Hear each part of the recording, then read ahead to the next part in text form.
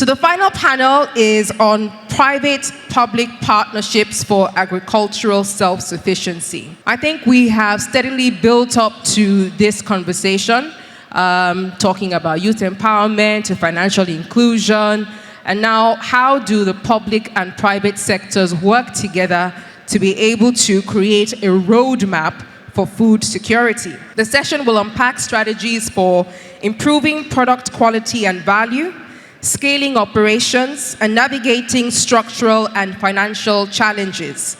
And the panelists will also discuss how to meet trade and export requirements while strengthening Nigeria's local consumption economy. Moderating this session is Nenna Irebisi. She's a strategic government engagements lead at AWS, which is Amazon Web Services in West Africa. And she works with governments and institutions to drive digital transformation. With 17 years of experience in tech, consulting, and financial services, she previously led West Africa operations at Refinitiv. Nenna also champions social impact as founder of Elora Empowerment Foundation and serves on several non-profit advisory boards. I'm also going to invite the other speakers as well. Joining her in this conversation is Rufus Idris, Country Manager, Agra. Please make your way to the stage. And he's bringing over 2 decades worth of experience into this conversation. Also joining the conversation is Mr. Debo Akonde, CEO, Aita Business Operations, Business Partnership Operations. I'm going to count another 25 years of experience as well in agribusiness strategy. Also joining the conversation is Dr. Kingsley Uzoma. He's the Senior Special Assistant to the President of Nigeria on Agribusiness and Productivity Enhancement, PhD from Totori University, Japan.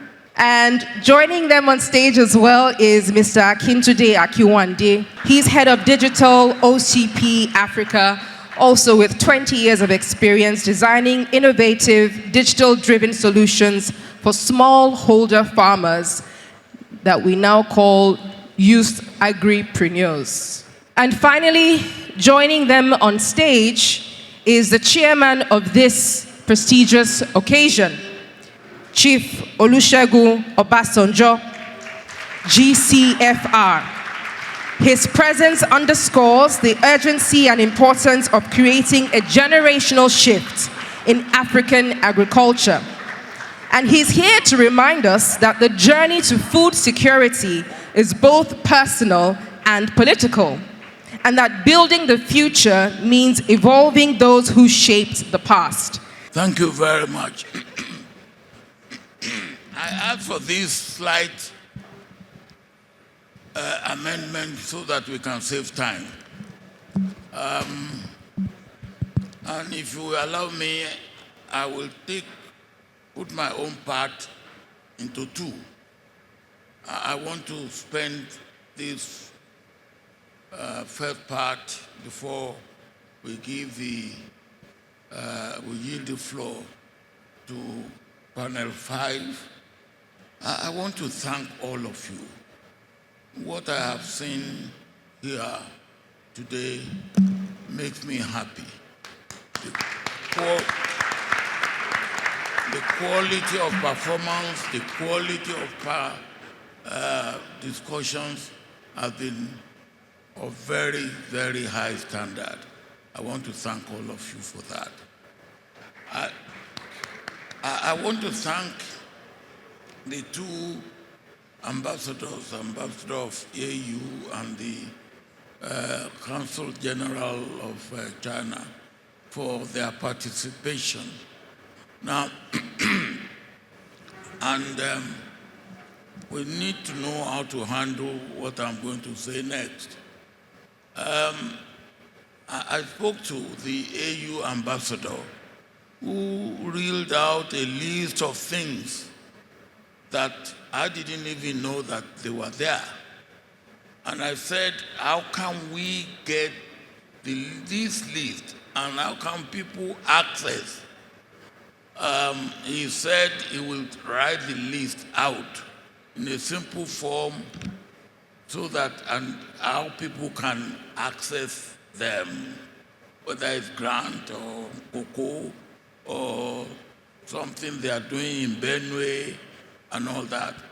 And I think we now have to have somebody here who will follow up. He has said he will do that, he will give the list and all that. We need to know. And we will have to do the same thing with the Chinese. For me, the idea is that there are facilities which we don't know enough about. And then if we know about these facilities, then we can take advantage of them. The third point I want to make is the point made by Sadiq. Is Sadiq still around? He's gone. Unfortunately, he's gone. But Dr. Debo Akande is here. Sadiq reeled out, I don't think you were here then, that the production from our farmers have not changed much in the last 20, 25 years. And then he said what the government needs to do is not infrastructure, it's not sustainable, it's not continuity or predictability, which I believe are very important. It's only to train 1,000 extension workers in each state, and that is all that the government needs to do. It's unfortunate he's not here, but Dr. Debo Akande, what do we need? Maybe you can bring that in.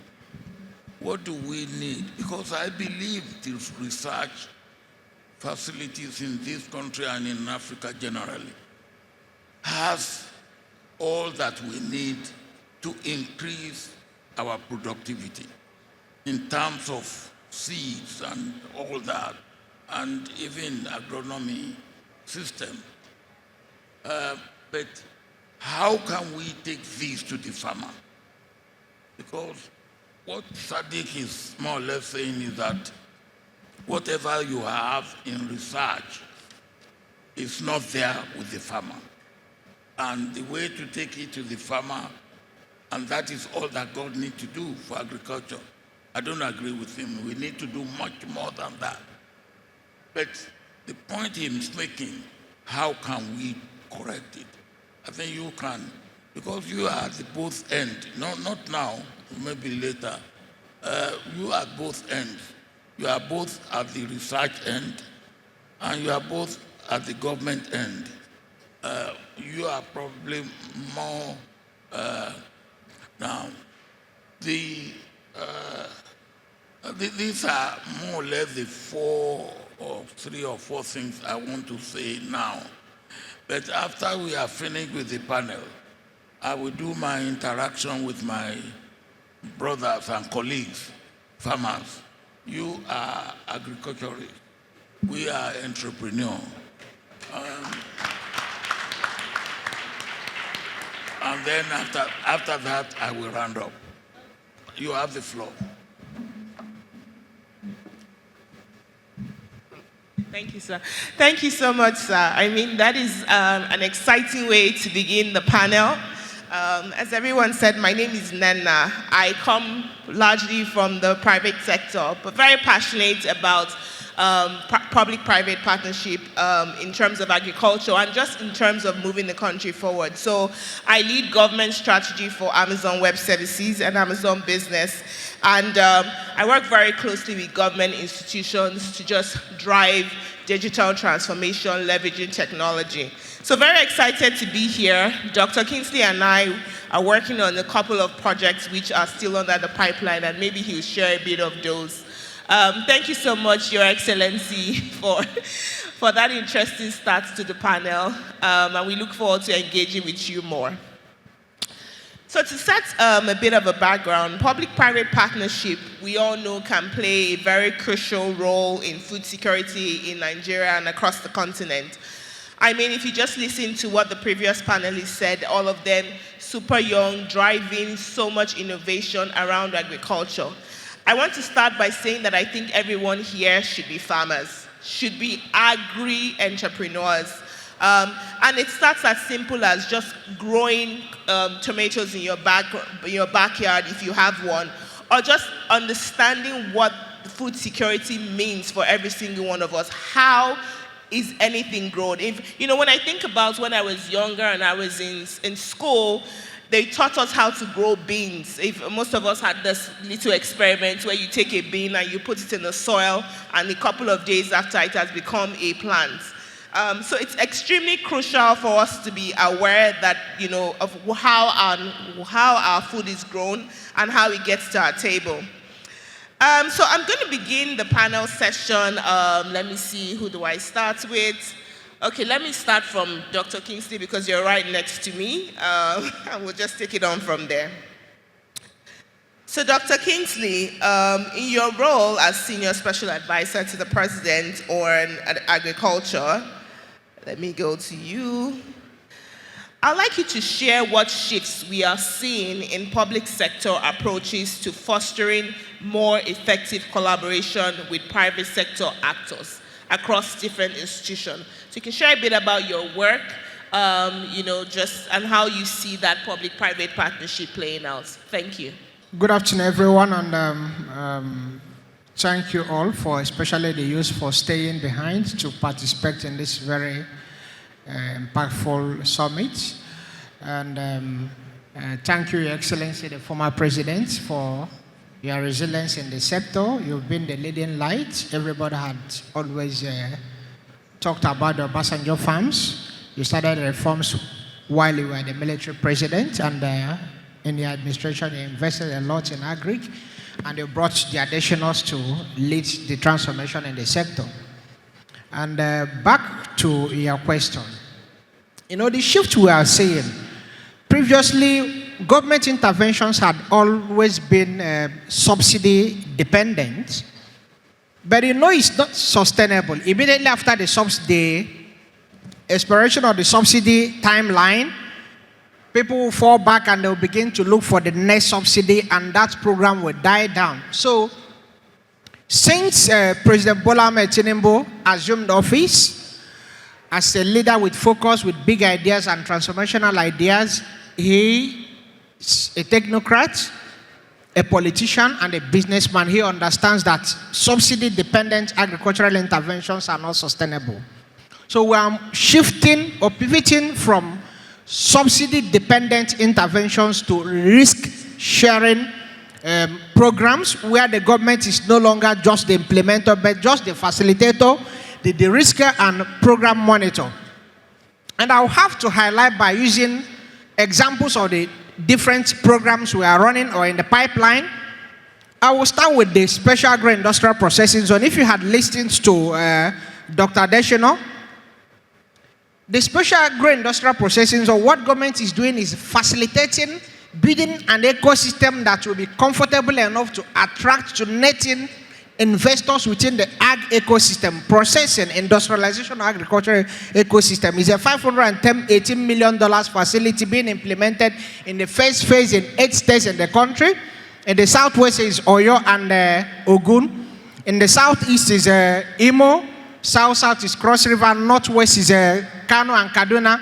And you have the FCT, and the north central you have Kwara.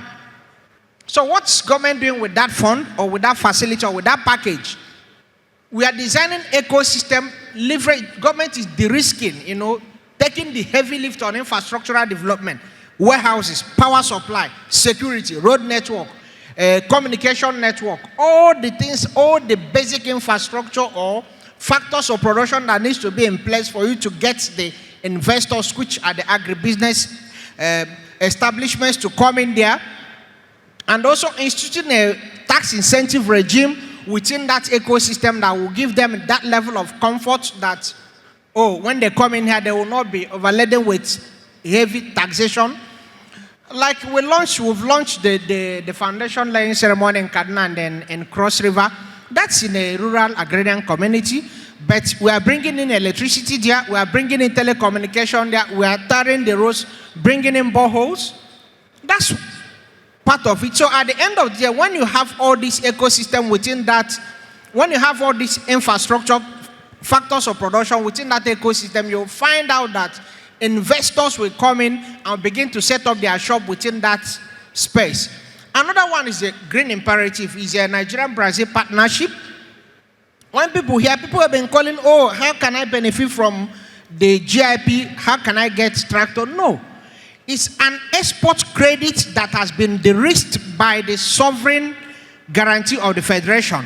That's why I said the shift is moving from subsidy dependence to risk sharing, where government serves as a facilitator, program monitor, de-risking all day. So in that space, I will also use the opportunity to all of you here, I believe, are agripreneurs, so that you go in and do your homework and prepare the paperwork that will help you. You will be the ultimate beneficiary. This is a $1.2 billion partnership between Nigeria and Brazil for mechanization. It's expected that in each local government in this country, the 774 local government, there will be a agribusiness service center in each local government that the private business will leverage this export credit that is guaranteed by the federal government of Nigeria, a low interest rate loan and a long 10 years tenure. If you're pre-qualified technically and financially, you will now take this credit. It will no longer be the very rigorous system of the Nigerian commercial banks. But at the end of the day, you will pay. Let's use a local government, Abeokuta local government now. It's a service center is qualified to,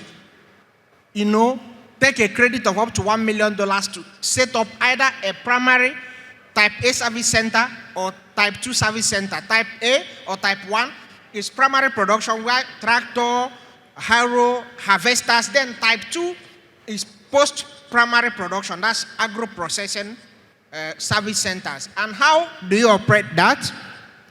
When there is a tender for that, you bid access to land. If you are, let's use type A, the primary production, you must be able to show that within a 20 kilometers fair radius, that you must have access to at least 400 hectares of farmland that will be able to rent the services, the tractor, mechanization services from you. We are expected to have 642 type A service centers in 642 local government and 132 type B, that's post-production agro-processing centers in 132 local governments across the nation. So when you borrow, this, you get all this equipment supplied to you by the Brazilians, but you will not be the owner of that service center till you finish paying. So that certificate will be deposited in the National Collateral Registry at the Central Bank of Nigeria. It is when you finish paying that it will not be given to you. So you do not require the kind of collateral that the commercial banks will require from you. All what is required from you is the technical pre-qualification and the financial pre-qualification, showing that you have the manpower to man and run such enterprise. And it's below 3% interest rate with 2 years moratorium. You don't have to pay anything. Within that time, this facility will even give you running credit that you have to borrow from them, because you require, as a new business, you need money to run your business. For the first 2 years, they will give you credit, which you have to pay within 10 years back to them. But if you don't pay, you will lose that certificate of ownership. It will be transferred. Your own service center will be re-advertised for other people to bid, and it will be transferred. The same, another program again that is a complete shift is the Irrigate Nigeria project under the Renewed Hope Infrastructure Fund. Federal government is developing irrigation infrastructure in designated areas, farming communities across the nation. If they take 1,000 hectares or 500 hectares or 2,000 hectares, develop the irrigation infrastructure, do the reticulation, you come in as an investor, you now set up your farmland within that space, that you have to pay water rate to the real managers. At the end of the day, it will be concessioned to managers through the Infrastructure Concession Regulatory Commission of the federal government. At the end of the day, you don't get any subsidy from government. Government does not own anything, but government is de-risking, doing the heavy lifting, investing in capital infrastructure that you as a startup will not be able to foot in. And that's the shift we are talking about. And I believe these are programs that will be sustainable, that will last beyond the lifespan of this administration and also beyond the lifespan of the funding mechanism or funding regime timeline. Thank you so much, Dr. Kingsley, for speaking so much with passion. I mean, I took tons of notes, and I'm sure most people as well. I mean, the most important thing he has said is the government is moving away from that subsidy aid model to partnering, to ensuring that, you know, there's the programs are de-risked, but it's a partnership model. And there's so many things that he shared in terms of the credits, the funding that is, credited together, the Nigeria-Brazil partnership, and I hope that many people in the room have taken notes and taken advantage. Of course, there'll be opportunities to interact with him after the panel so that you can ask more questions. But thank you so much, Dr. Kingsley. So I'm going to go to you, Dr. Debo Akonde. You've built one of the most successful innovation hubs for agribusiness on the continent. I mean, IITA is known for all of that. What has worked in making PPP functional and scalable? How have you been able to position the IITA to where it is and going forward? Thank you very much. I think I'll first of all start by appreciating Baba for all that he has been doing in terms of nation building and food security in the whole of Africa. We may not know as much of what he's doing until we even go out of this country. I've been able to walk across Africa and walk in one of the countries where we have a station named after him, and I know how much he's adored in terms of support that he has given to that country up until now. In addition to that, I want to genuinely appreciate all the audience here today. I was in this same platform last year, if I remember, and I don't think that we have as much as younger people that we have here last year, and this to me is also very significant, that this is growing strongly. I will quickly address the points that Baba raised, and then I will also address what you mentioned as well. I think to do a disclaimer, and I did that last year, Baba has let out the cat out of the bag. Yes, I'm invited here as a director working in IITA, but I also work as an advisor to the governor of your state. So I combine experience in both the public and the private sector, and also in the development sector as well. I know your question is related to public and private relationship, but we have even gone further to start referring to it as the public, private, and development institutional partnerships. Because in reality, you have three sectors. You have the public, the private, and what is referred to as the third sector. And quite a lot is being done by the third sector resources. It belongs to the third sector, Agra, IT, and what have you, third sector. And they do quite a lot as well. So it's to be important to consistently going forward and ensure that we look at this partnership from these three angles.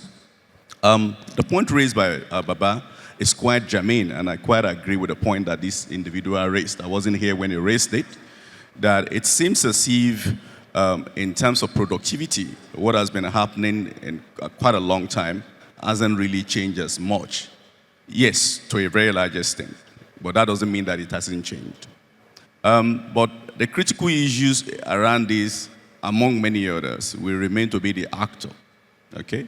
Who are the major actors that has to make use of these innovations and this technology that is coming out of Research Institute. Up until now, or maybe up until some years ago, they're primarily, and in majority, and even probably now, the smallholder farmers, okay? And we have tried to define what they are and in reality. what is clear to all of us is that these smallholder farmers are aged set of people. They're probably over the age of 65. Most times are not that educated like yourself and myself. And then we expect them to start doing rocket science. For me, I think they've done the best that they could do for us over years, and I'm glad that a new generation of people that sits here are taking over. That is what is needed, that is what is required. You can't expect a farmer that is literally seated in a rural area to understand that agriculture is beyond hoes and cutlasses alone. You can't expect them to understand that there are things that are called innovation applications, that they can adapt to accelerate their agricultural practices. I will give you an example, okay? As part of my responsibility with the state, and I'm shifting cap now, one of the first things that we were able to do was to do analysis of where we find ourselves as a state as far as agriculture is concerned. And at the point in time, we do a scientific analysis of the fertilizer that were being distributed in the state. Scientific analysis, and we have the result. I can report to you that most of the fertilizers that we did the analysis on that particular point in time were not at the standard of any fertilizers that could be used by any farmers. So where you're supposed to have 15, 15, 15, okay, then you probably have 012, 120, 025, and what have you. Fertilizer that farmers are using on the field. Are they locally made? Are they imported? Well, I wouldn't want to say so much about where they were made, but the reality is that what was distributed to them, were not fertilizers that will have helped their productivity. Wow. That was what we meant. And that has led to us at the state level now ensuring that no fertilizer distribution happens without us doing random selection of those fertilizers and analyzing them. Wow. If you get the fertilizer wrong, if you get your fertilizer distribution wrong, then the seeds that you are also distributing, who is doing the analysis of this feed for all these farmers? To be able to know whether those seeds were genuine seeds or they were just grains that were being distributed to them. If you don't have the right fertilizer, you don't have the right seed, your agronomical practices is wrong, climate change is a problem, and then even in the land that you are also planting on, how do you expect the farmer to understand that they have to do soil analysis before they start, putting all these things on it? Without all this, you don't expect any rocket science. It's a dead on arrival. That is the reality. So if this is what we are practicing across board in Nigeria, then we don't expect miracle. We need to change that. And the fact remains that to be able to change that, we need new actors that are going to act as a bridge in between these smallholder farmers and the research institutions. And this is where the private companies, the young people that has the knowledge, the capability, and the ability to understand what science is, need to come in. I will give more example. While these farmers are having this problem, we have adopted this system within the state where we have quite a lot of private sector being driven, into agriculture now. And what you will find out is that where we are supposed to be expending our resources on smallholder farmers, we are no longer doing that. These big companies or medium companies or large companies, that we have created an enabling environment for, that we have driven into the state, are now becoming those ones that are working with the smallholder farmers. Now, they are doing business. And because they are doing business, they want to ensure that all the materials that they are using met the par. So they do their soil analysis, they ensure that they support the farmer in terms of the right agronomical practices, they go further to provide the right kind of fertilizer for the farmer because it's their fund, not ours. And that has helped what you have seen in terms of statistics and data with regards to your state now. I mean, I can say rightly, you can Google it, MBS statistics has shown that the state has generated the third largest VAT in the whole of Nigeria, basically coming from agriculture. And that has just happened in the last 6 years. These are facts. The GDP of the states has grown by close to around 300%. These are facts from MBS, mainly from agriculture. It is not as if any rocket science has been done, but we have ensured that we put ourselves as the public sector where we're supposed to belong, which is to create an enabling environment, which is to provide resources where it is available, policy that needed to be done, and build the right kind of a soft and hard infrastructure within the state that will drive the private sector, that will act as enablers within the state. And that is what has created the major change that we have seen. I believe this is the right way to go. Government should stay where they should belong, rather than engaging in this project here and that project there and that project there.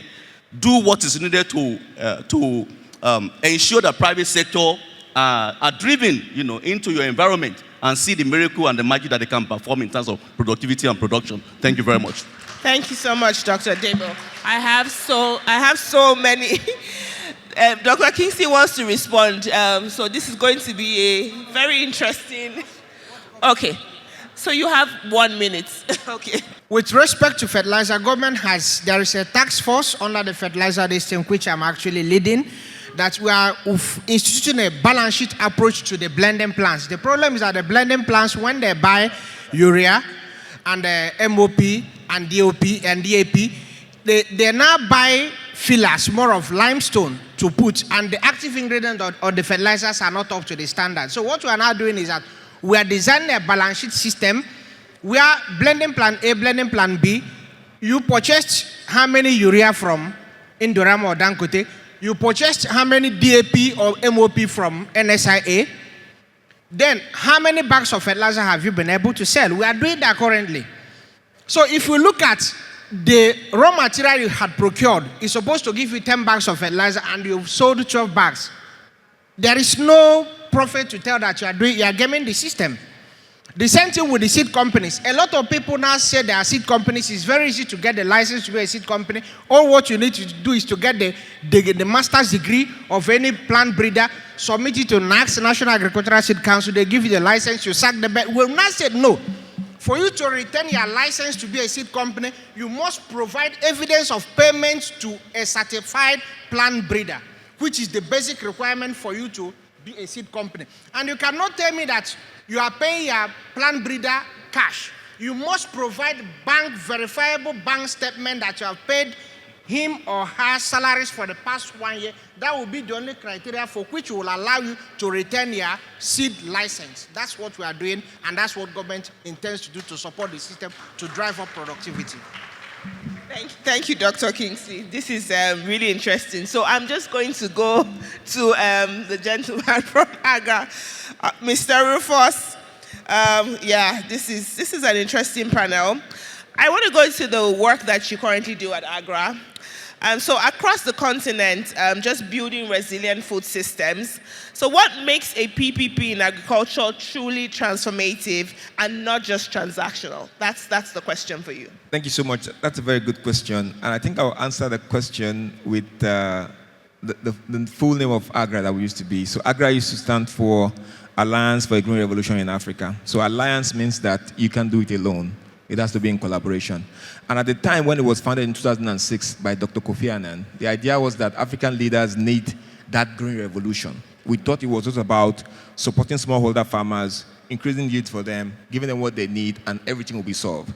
So we realized that it goes beyond that. It's a food system, and food system is very, very complex. And once it's complex, it means that there are different actors and players within that space that currently play. Aside the smallholder farmers, the private sector guys, government policies, and multinationals, like you mentioned, donor organization and implementing partners, also all have to be involved.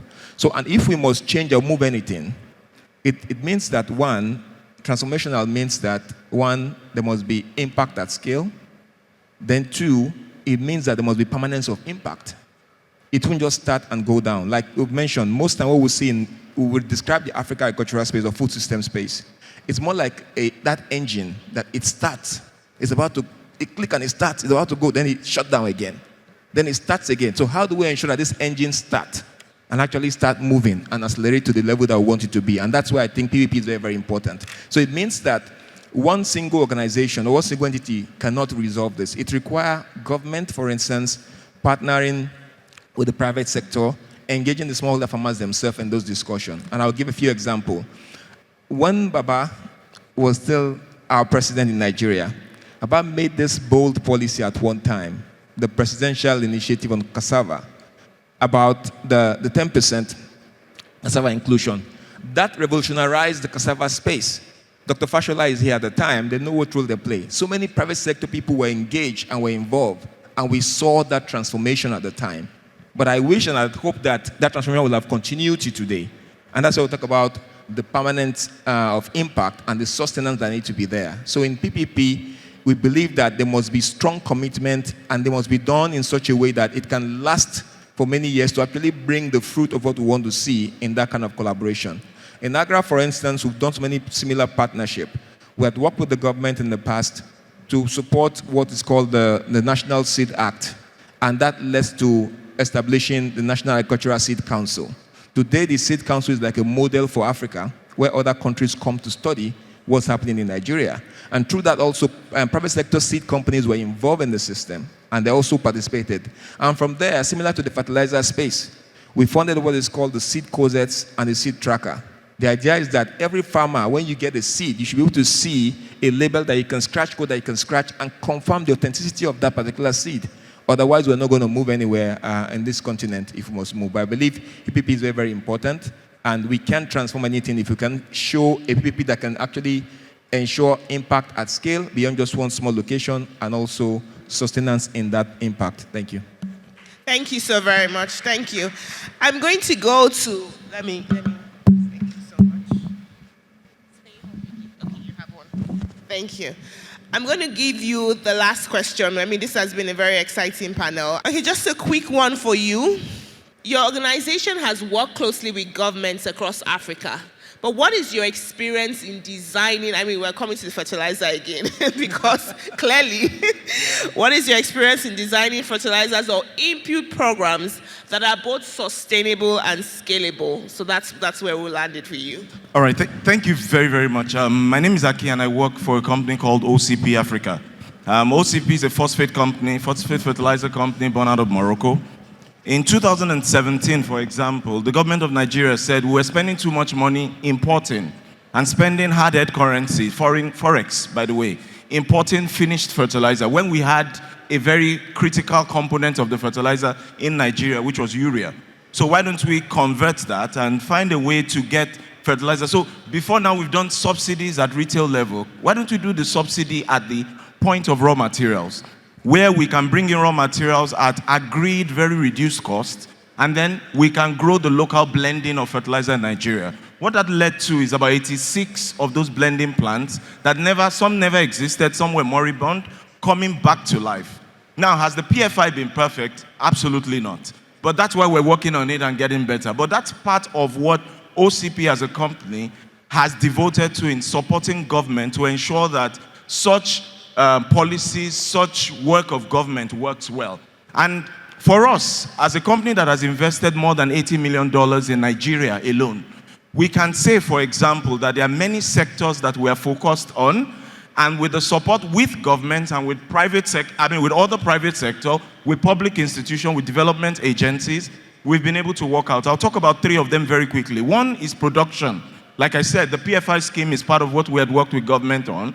But beyond that, we also have invested. Each of those blending plants cost about $15 million. We've invested in bringing 3 state-of-the-art blending plants in Nigeria. And it's interesting when Dr. Akonde says we are having quality issues in fertilizers. At our blending plant, part of the basic things that come is that you have a lab already in the blending plant. So every bag of fertilizer that goes out of the OCP blending plant is tested before it goes out to ensure that whatever the name of the composition, chemical composition on the body of the bag, the product in the bag actually matches that. To be able to do that, there's been a lot of investment on that. Even soil testings, things that we have invested in, the mobile soil testing labs that go from state to state to help farmers. Like he said, the farmers can't pay for some of those services, but how do we help them? And we've done that in conjunction with other private sectors, in conjunction with public sector, in conjunction with development agency. Another part that's important that somebody mentioned early is we've also supported agronomy trials. So the science of building specific fertilizers. Someone was saying the other time that, the fertilizers they used were injurious. Some of the things that happen with fertilizers is that you need to apply the right fertilizer at the right time, in the right place, in the right quantity. You don't do that and then you have issues. So that's why it's important that education should go alongside. And that's why we've invested a lot to ensure that, for example, what are the best feed fertilizer? If a farmer says, I'm going to plant rice, what is the best feed fertilizer for rice? So there's been a lot of combined efforts with research institutions, the likes of IITA, to say what can we do together to establish certain blends of fertilizers that will help us. See, what happens in agriculture is the combination of nature and nurture. The seed, the genetics of the seed you use is nature, in the sense that if you have a seed whose potential is 12 metric tons per hectare for maize, for example, it doesn't matter even if you put a ton of fertilizers, it won't go beyond 12 tons. So that shows the capacity. But that is nature. What about nurture? Nurture is, what is the fertilizer you apply to?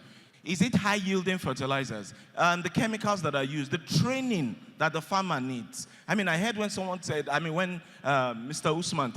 Usman said that it's important that we focus on extension. So today as OCP, I can say in the last 7-9 years of OCP being in Nigeria, we've worked with more than 5,000 extension agents. But what we're looking at going into the future is, can we begin to bring these extension agents into a private network where they can be useful to OCP, useful to Notori, useful to any other person, Golden, where we can actually synergize the efforts of these extension agents? Can we also find ways to train them? Government is doing a fantastic work in training these people, but can we also add another level of certification?